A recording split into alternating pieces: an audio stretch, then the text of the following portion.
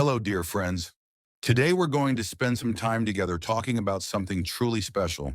10 life lessons that can bring peace, joy, and wisdom into our golden years. These aren't just theories or abstract ideas. These are real lessons, born from real stories, from people just like you and me, who've walked this beautiful, complicated journey called life.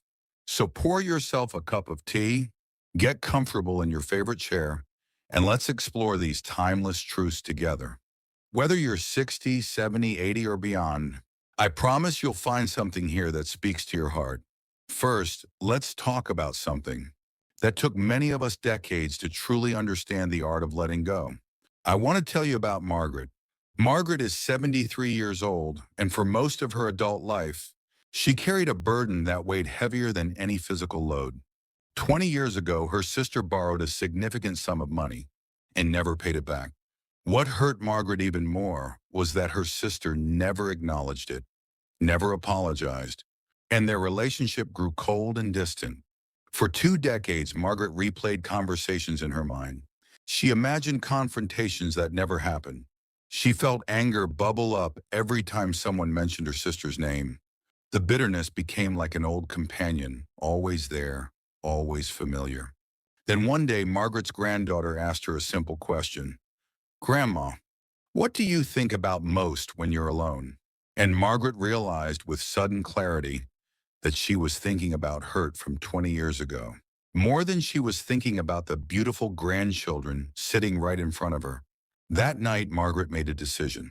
She wrote her sister a letter, not demanding repayment, not listing grievances, but simply saying, I forgive you, and I forgive myself for holding on to this for so long. Life is too short. Here's what Margaret discovered, and what I want you to hear today. Holding on to resentment is like drinking poison and expecting the other person to feel sick. When we carry grudges, we're not punishing anyone else. We're only imprisoning ourselves. Letting go doesn't mean what happened was okay. It doesn't mean you're weak or that you're excusing bad behavior. It means you're choosing peace over pain. It means you're deciding that your remaining years deserve to be filled with lightness, not heaviness. Ask yourself right now, is there someone you need to forgive? Is there an old hurt you've been carrying like a stone in your pocket? What would it feel like to set it down just for today? The lesson here is this: forgiveness is not a gift you give to others. It's a gift you give to yourself. And you deserve that gift. Second, I want to share something about connection that might surprise you. Let me tell you about Robert. Robert is 78, a retired postal worker, who spent 40 years delivering mail in the same neighborhood. After he retired, he found himself feeling isolated. His wife had passed away 3 years earlier. His children lived in different states, and suddenly the days felt very long and very empty. Robert's doctor noticed he seemed withdrawn during a checkup and gently suggested he might be experiencing loneliness. Robert's first reaction was defensive. I'm fine on my own, he said. I don't need people fussing over me. But his doctor said something that stayed with him. Robert, humans aren't designed to be alone. It's not a weakness to need connection, it's biology. Your heart and mind need other people the way your lungs need air. Reluctantly, Robert decided to try something new. He started volunteering at the local library, reading stories to children twice a week. At first, he felt awkward and out of place. But then something remarkable happened. The children started asking for Mr. Robert specifically. They'd light up when he walked in. They'd hug him goodbye. Within 3 months, Robert noticed he was sleeping better, smiling more, and actually looking forward to his volunteer days.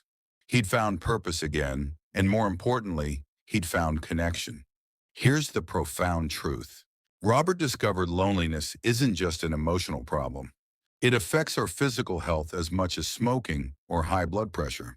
Research shows that socially connected seniors live longer, have stronger immune systems, and experience less depression and cognitive decline. But here's what's beautiful about this lesson. Connection doesn't require a huge social circle. You don't need to be surrounded by dozens of friends. Sometimes one meaningful relationship, one person you can talk to honestly, one place where you feel you belong can transform everything. Connection can look different for each of us. Maybe it's joining a church group or a book club. Maybe it's volunteering at a food bank or mentoring young people. Maybe it's simply calling an old friend once a week, really calling them, not just texting. You are never too old to build new friendships, and you are always worthy of connection. Reach out, show up, let people in. Your heart needs it more than you might realize. Third, let's talk about something we often overlook in our golden years, the power of movement. I want you to meet Dorothy. Dorothy is 81 years old, and 5 years ago, she could barely walk from her bedroom to her kitchen without feeling winded. She'd developed arthritis in her knees, and she'd convinced herself that being sedentary was just part of getting older. My body has earned its rest, she'd say. Then Dorothy's daughter gave her an ultimatum: come with me to a gentle yoga class, or I'm going to keep worrying about you constantly. Dorothy agreed, mostly to stop her daughter's nagging. The first class was difficult. Dorothy couldn't do half the poses. She felt frustrated watching younger seniors move with ease while she struggled. But the instructor, a woman in her 70s herself, came over and whispered, "You're not competing with anyone here. You're just showing your body some love." That simple reframe changed everything for Dorothy. She kept going back, not to prove anything, but to show her body some love. Slowly, week by week, things began to shift. Her knees hurt less. She could bend down to pick up her newspaper. She started sleeping through the night. But the most remarkable change wasn't physical, it was mental. Dorothy realized she'd given up on herself without even noticing. She'd accepted decline as inevitable.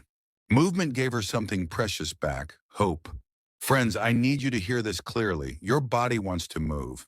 It was designed for movement, no matter how many candles are on your birthday cake. I'm not talking about running marathons or lifting heavy weights. I'm talking about gentle, consistent movement that reminds your body it's still alive and capable. Maybe it's a walk around your neighborhood in the morning. Maybe it's stretching while you watch your favorite television program. Maybe it's water aerobics at the community pool, or dancing in your living room to music from your youth.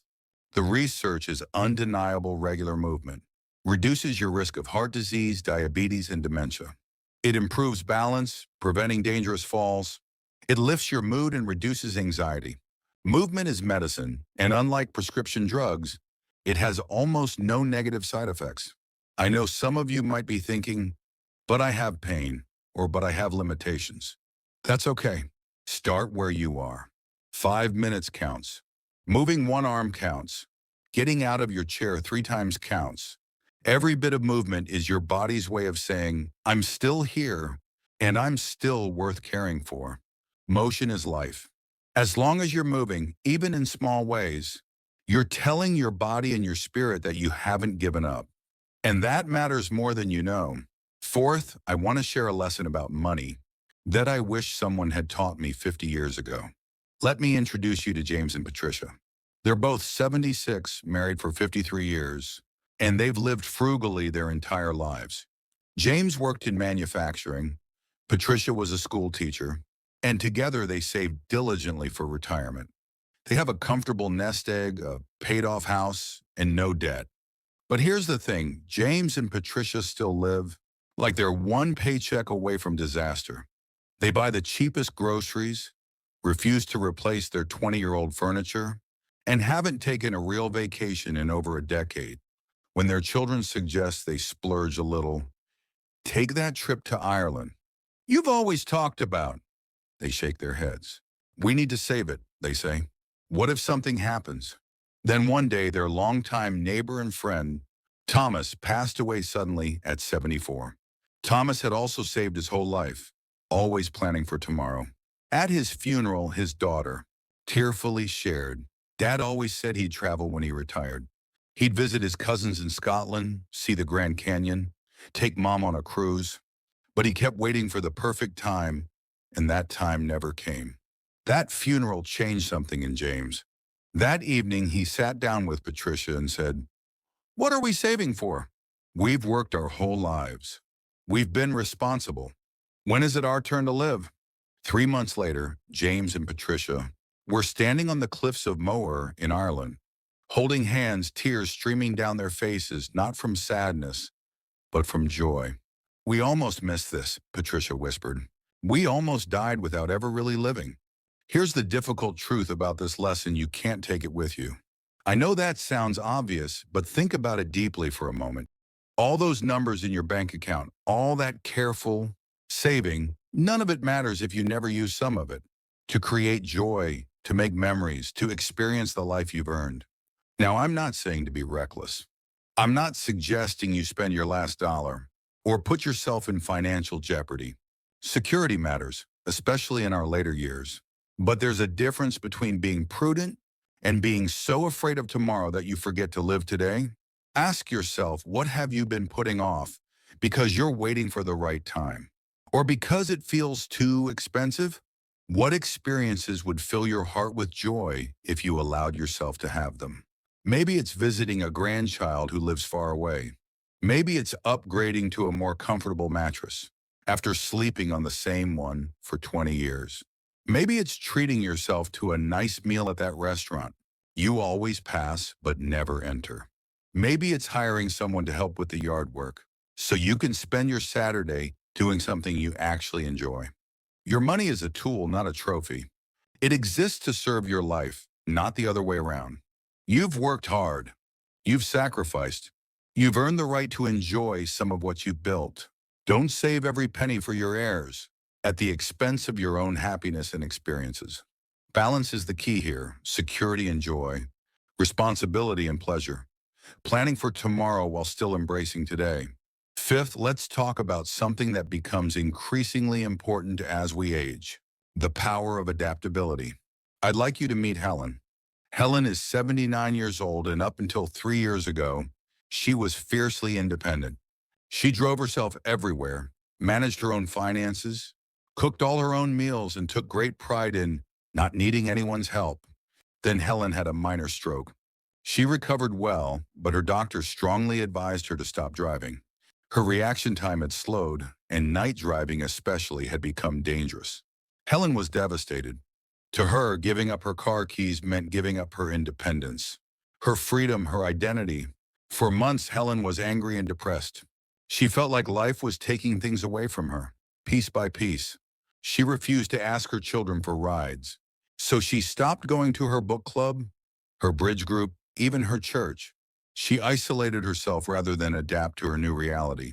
One day, her granddaughter came to visit and found Helen crying in her living room. "Grandma," she asked gently, "what's wrong?" And Helen admitted, "I feel useless. I can't even drive myself to the grocery store." Her granddaughter sat down beside her and said something wise beyond her years. "Grandma, you taught me that strength isn't about never needing help. It's about having the courage to ask for it and the grace to accept it. You're not useless. You're human." That conversation was a turning point. Helen started accepting rides from friends and family. She discovered grocery delivery services. She learned to use a tablet to video chat with distant relatives. She even started using a ride-sharing app with her granddaughter's help. And something surprising happened. Helen's life became richer, not poorer. The car rides with her daughter became cherished weekly conversations they'd never had before. The grocery delivery freed up time for her to read more books. The video calls connected her with family members she'd rarely spoken to when she was too busy being independent. Here's what Helen learned, and what I hope you'll take to heart: life in our senior years isn't about holding on to everything exactly as it was. It's about adapting with grace to what is. The world changes. Our bodies change. Our capabilities change. Fighting against these changes with bitterness and resistance only creates suffering. But when we can adapt, when we can say, "Okay, this is different now. What's the new path forward?" we open ourselves to possibilities we never imagined. Adaptability isn't admitting defeat. It's acknowledging reality and finding creative solutions. It's recognizing that independence doesn't mean doing everything alone. It means making choices about your life, even when those choices include accepting help. Maybe you need to use a cane now, but that cane means you can still take walks and visit places you love. Maybe your hearing isn't what it used to be, but hearing aids mean you can still enjoy conversations with your grandchildren. Maybe you can't lift heavy objects anymore, but asking for help means the job still gets done and you don't risk injury. Every adaptation is a bridge between who you were and who you can still be. The question isn't whether things will change, they will. The question is whether you'll resist the changes and make yourself miserable, or embrace them and discover new ways to thrive. Adaptability is one of the greatest gifts you can give yourself in your later years. It keeps you engaged with life instead of withdrawing from it. It keeps you growing instead of becoming rigid. It keeps you present instead of lost in the past.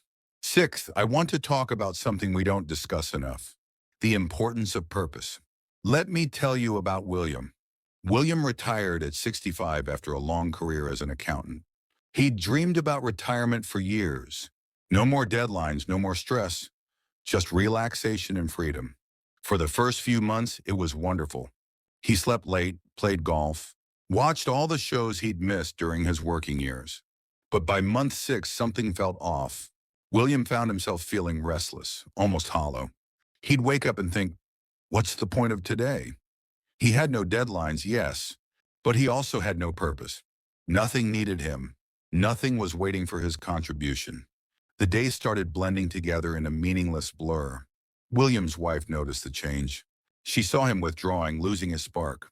One evening, she asked him directly, "What did you love most about work?"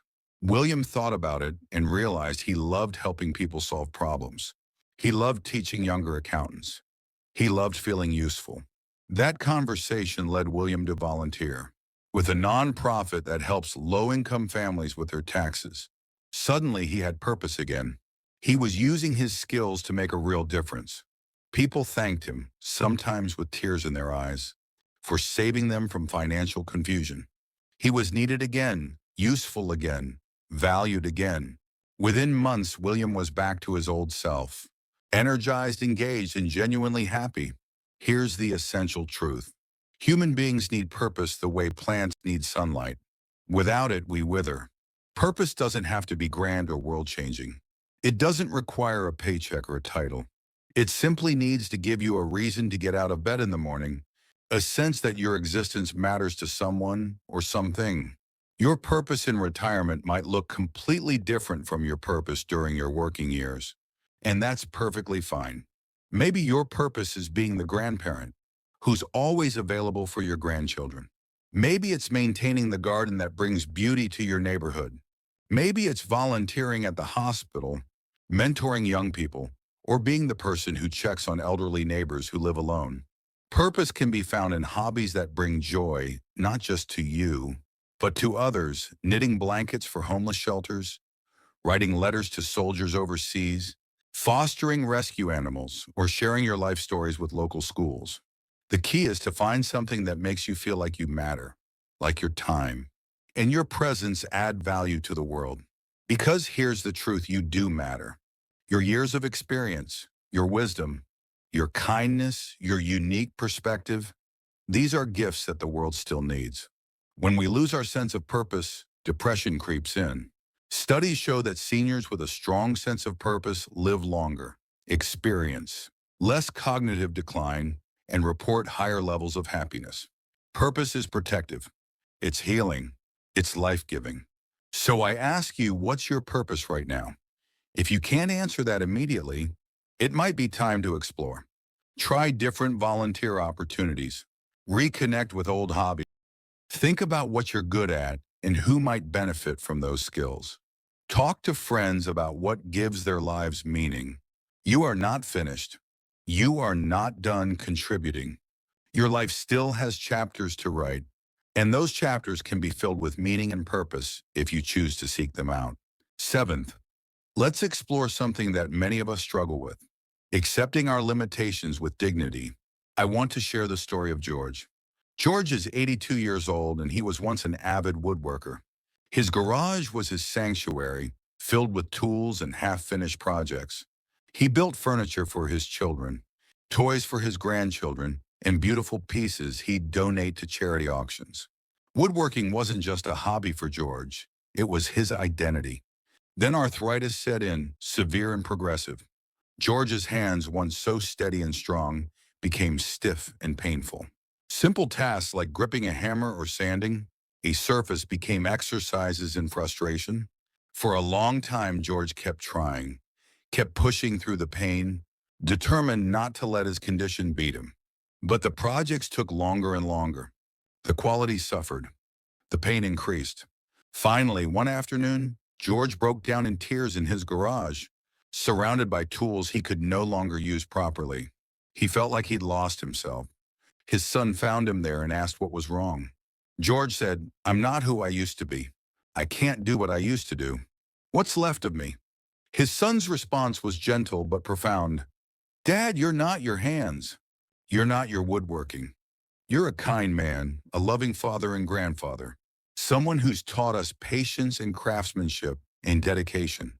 Those things don't disappear because you can't hold a hammer anymore." That conversation helped George begin to see his limitations differently. Instead of fighting his arthritis with anger and resentment, he started accepting it as part of his current reality. He transitioned from building furniture to teaching his grandchildren basic woodworking skills. He couldn't do the physical work anymore, but he could share the knowledge. He also discovered he could design projects on a computer, creating plans and blueprints that others could build.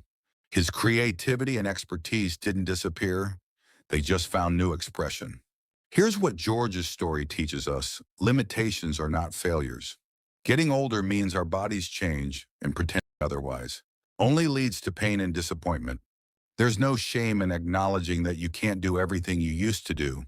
The shame comes only when we define ourselves so narrowly that losing one ability means losing our entire identity. You are so much more than any single thing you can or cannot do. Your worth isn't measured by your physical capabilities. Accepting limitations doesn't mean giving up. It means being honest.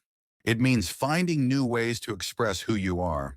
It means redirecting your energy toward what you can still do, rather than mourning what you can't. Maybe you can't run anymore, but you can walk. Maybe you can't cook elaborate meals anymore, but you can still enjoy sharing food with loved ones, even if someone else does the cooking. Maybe you can't drive long distances, but you can still travel with help. Maybe you can't live alone anymore, but you can still maintain your dignity and autonomy in an assisted living community. Every limitation is an invitation to creativity. It's an opportunity to discover new aspects of yourself, new ways to contribute, new sources of joy that you might never have explored if everything stayed the same. Accepting limitations with grace is one of the highest forms of wisdom. It's saying, "I am enough exactly as I am right now, with all my abilities and all my limitations." And that acceptance brings peace. Eighth, I want to talk about something that's often overlooked, the healing power of gratitude. Let me tell you about Sarah. Sarah is 71 years old, and if you'd met her 5 years ago, you'd have found a woman who complained constantly. Her knees hurt, her children didn't visit enough, her pension wasn't as much as she'd hoped. The weather was always wrong, the news was always depressing. Sarah had trained herself to focus on everything that was wrong with her life. Then Sarah's best friend from childhood, Linda, was diagnosed with terminal cancer.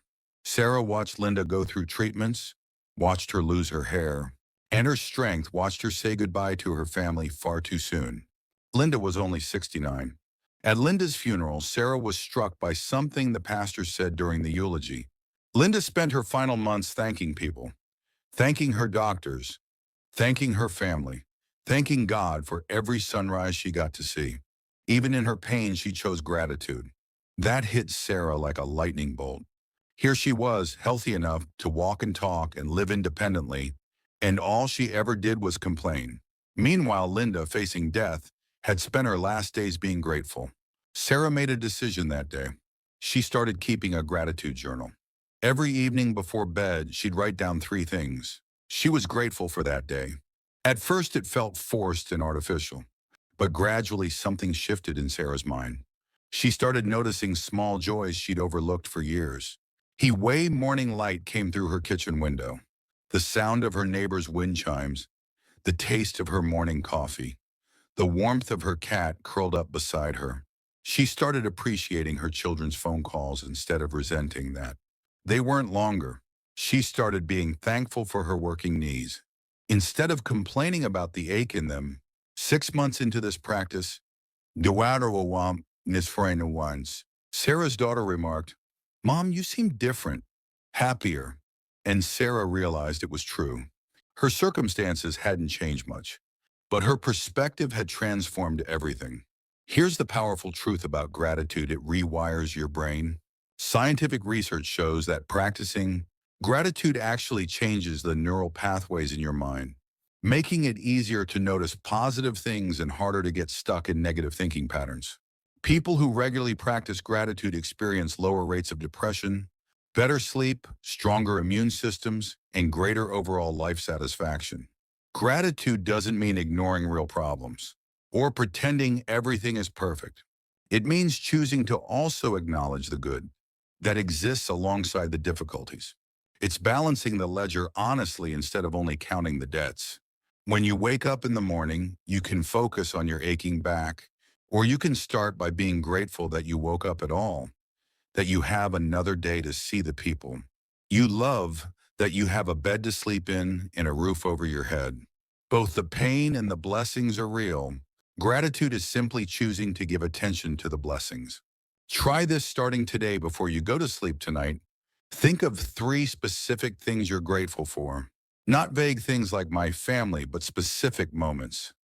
I'm grateful my grandson called and told me about his day. Or, I'm grateful for the delicious sandwich I had for lunch. Or, I'm grateful my body let me take a walk this afternoon. Do this for 30 days and watch what happens. You'll start training your mind to look for good things throughout the day. You'll find yourself becoming more patient, more content, more at peace. Gratitude is like a gentle medicine, with no side effects except increased happiness. You've lived long enough to know that life is a mixture of joy and sorrow, of gain and loss. Gratitude doesn't erase the sorrow. It just makes sure the joy gets its fair share of your attention. Ninth, let's talk about something we all face: the courage to be vulnerable. I want to introduce you to Frank. Frank is 77 years old, a retired firefighter who spent his career being strong, capable, and dependable. Frank prided himself on never showing weakness, never asking for help, never admitting when he was struggling. "That's just how men of my generation were raised," he'd say. But after his wife died 2 years ago, Frank found himself drowning in grief and loneliness. He'd come home to an empty house every day, eat dinner alone, go to bed alone. He'd wake up in the night reaching for his wife and find only empty space. Frank told no one how much he was suffering. When his children asked how he was doing, he'd say, "I'm fine, I'm managing." When friends invited him out, he'd make excuses. He thought that admitting his pain would make him seem weak or pathetic. One Sunday, Frank ran into his old fire chief at the grocery store.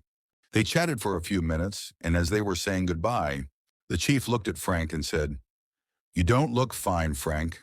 You look like you're carrying the weight of the world." Something about hearing that broke through Frank's defenses. Right there in the grocery store, he started crying. He told his old chief everything: the loneliness, the grief, the nights he couldn't sleep, the mornings he didn't want to get out of bed. The chief listened, then said something Frank never forgot. "Frank, you ran into burning buildings for 30 years. That took courage. But you know what takes even more courage? Admitting when you're hurting and asking for help. That's the bravest thing a person can do." That conversation changed Frank's life. He joined a grief support group. He started being honest with his children about his struggles. He accepted their invitations to dinner. He let his guard down and let people see his pain. And instead of judging him, they supported him. They sat with him. They helped him carry the weight. Here's the lesson Frank learned: vulnerability is not weakness. Vulnerability is the courage to show up as your authentic self, with all your pain and all your needs, and trust that you're still worthy of love and support. Many of us, especially those raised in generations that valued stoicism and self-reliance, were taught that admitting struggle is shameful. But that teaching is wrong. Suffering in silence doesn't make you strong. It makes you isolated. Pretending you're fine when you're falling apart doesn't protect your dignity, it prevents healing. Real strength includes the ability to say, "I'm not okay right now," or "I need help with this," or "I'm scared," or "I'm lonely." These admissions don't diminish you. They make you human. and they give other people the gift of being able to support you. When you're vulnerable with people who care about you, you create deeper connections. You give others permission to be vulnerable too. You remind everyone that it's okay to be imperfect, to struggle, to need each other. Maybe you've been hiding depression behind a smile. Maybe you've been pretending your health issues are no big deal when they're actually terrifying. Maybe you've been acting like you don't need companionship when you're desperately lonely. Maybe you've been saying you're managing financially when you're actually scared. What would it feel like to tell the truth? What would it feel like to let someone see the real you, not just the version you think you're supposed to be? I know it's scary. I know it feels risky, but isolation is riskier. Suffering alone is riskier. The people who love you want to know the real you. They want to help. They want to show up for you, the way you've probably shown up for them countless times. Vulnerability in your later years isn't about burdening others. It's about honoring the truth of your experience and allowing authentic connection. It's choosing relationship over pride, community over isolation, healing over hiding. You don't have to be fine all the time. You don't have to have it all together. You're allowed to be human, to struggle, to need support. That's not weakness, that's wisdom. 10th and finally, let's talk about legacy, but not in the way you might expect. I want to tell you about Evelyn. Evelyn is 84 years old, and a few years ago, she became preoccupied with her legacy. She worried constantly about what she'd leave behind. She'd never been wealthy. She hadn't invented anything. She hadn't written books or won awards. What will people remember about me? She'd ask her daughter. I'm just ordinary. Her daughter tried to reassure her, but Evelyn couldn't shake the feeling that her life hadn't mattered enough, that she hadn't made a significant impact. Then one day, Evelyn's great-granddaughter, who was 8 years old, had to do a school project about someone she admired. She chose Evelyn. When she presented the project to her class, she talked about how Evelyn taught her to bake cookies, how Evelyn always listened to her problems, without judging, how Evelyn made her feel special and loved. At the end of the presentation, the little girl said, "My great-grandma isn't famous, but she's the best person I know. She makes everyone feel like they matter." When Evelyn heard about this, she cried, not from sadness, but from revelation. She'd been so focused on grand gestures and public recognition that she'd completely missed the real impact of her life. The relationships she'd nurtured, the kindness she'd shown, the love she'd given freely. Here's the truth about legacy that took Evelyn.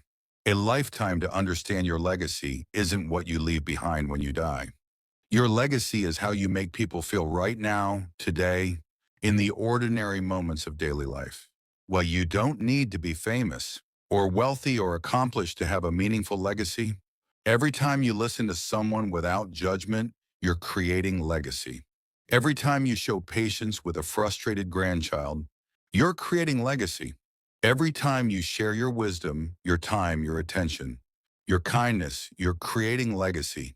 The cookies you bake with your grandchildren, the stories you tell about your youth, the way you treat service workers with respect, the phone calls you make to check on lonely friends, the way you keep showing up even when it's hard, these are the things that echo forward into the future.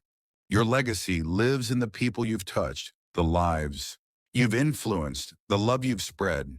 It's not measured in dollars or awards or headlines. It's measured in memories and lessons learned, in kindness passed forward. Think about the people who've most influenced your own life. Chances are they're not celebrities or historical figures. They're probably parents, grandparents, teachers, neighbors, friends, ordinary people who showed you extraordinary love and care. You are that person for someone else. You may not even realize it, but someone out there is better because of you. Someone feels loved because of you. Someone learns something important because of you. Your life matters. Your presence makes a difference. Your years of experience have given you wisdom that younger generations desperately need. Your resilience through difficult times offers hope to others facing their own struggles. So instead of worrying about what you'll leave behind after you're gone, focus on what you're giving right now today. Be present. Be kind. Be authentic. Share your stories. Offer your time. Give your attention. Love generously. That's legacy. That's what lasts. That's what matters. As we come to the end of our time together today, I want to take a moment to reflect on what we've explored. We've talked about 10 lessons, but really, they're all connected, all woven together into a single truth. Your later years can be rich with meaning, connection, growth, and joy if you approach them with wisdom, courage, and an open heart. We talked about forgiveness and how letting go of old hurts frees you to embrace peace. We talked about connection and how reaching out to others nourishes your soul. We talked about movement and how caring for your body honors the life you've been given. We talked about money and finding the balance between security and joy. We talked about adaptability and how flexibility allows you to keep thriving through change. We talked about purpose and how finding meaning keeps you engaged with life. We talked about accepting limitations with dignity, recognizing that your worth isn't defined by what you can or cannot do. We talked about gratitude and how shifting your focus transforms your experience. We talked about vulnerability and how having the courage to be authentic creates deeper connections. And finally, we talked about legacy and how the love you give today is what truly lasts. Each of these lessons is a gift you can give yourself. Each one is a choice you can make, starting right now today. You don't have to be perfect at all of them. You don't have to implement everything at once. Just choose one thing, one small change, one new perspective, one brave action, and start there. Maybe you'll write a letter of forgiveness this week. Maybe you'll call an old friend you've been thinking about. Maybe you'll take a short walk tomorrow morning. Maybe you'll say yes to something you've been putting off. Maybe you'll be honest with someone about how you're really feeling. Maybe you'll start a gratitude journal tonight. Whatever you choose, know this: it's never too late to make your life better. It's never too late to grow, to heal, to change, to find joy. Your golden years are called golden for a reason. They can shine with the accumulated wisdom of all your experiences, with the freedom to finally be exactly who you are, with the clarity that comes from knowing what truly matters. You've lived through so much. You've survived challenges that would have broken you if you weren't strong. You've loved, you've lost, you've learned, you've grown. All of that has value. All of that matters. All of that makes you who you are today, someone with gifts to give, wisdom to share, and love to offer. Thank you for spending this time with me today. I hope something in these stories has touched your heart, or sparked an idea or given you comfort. I hope you'll take at least one of these lessons and let it change something in your life, even in a small way. Remember, you are valuable. You are worthy. You are enough. Your life has meaning. Your presence makes a difference. And your story isn't finished yet. There are still beautiful chapters ahead if you're willing to write them. Take care of yourself. Be gentle with yourself. Love yourself. And know that you're not alone on this journey. We're all walking this path together, learning as we go, doing the best we can with what we have. Until next time, dear friends, may you find peace in your heart, joy in your days, and the courage to keep embracing all that life still has to offer.